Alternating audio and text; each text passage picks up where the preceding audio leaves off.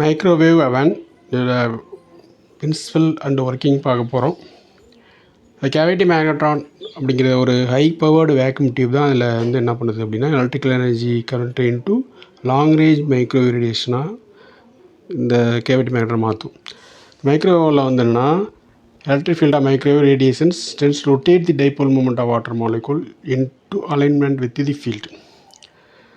So suppose materials such as food containing water நமக்கு தெரியும். Angular motion of water molecules they collide with each other and friction between neighboring molecules converts into heat, that is rise in temperature. That is how that food is cooked. இப்போ பாருங்கள், tends to align with the electromagnetic field. இது electromagnetic field. Vector E வந்து red கலர்லேயும் vector B வந்து blue கலர்லேயும் இருக்குது. லாம்டாங்கிறது வந்து wave length. இப்போ பார்த்தோம் அப்படின்னா இது எப்படி ரொட்டேட் பண்ணுது இந்த வாட்டர் மாலிகுல்னு பாருங்கள்.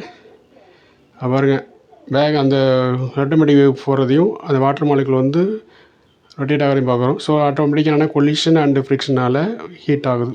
தேங்க்ஸ் ஃபார் வாட்சிங். Subscribe and share.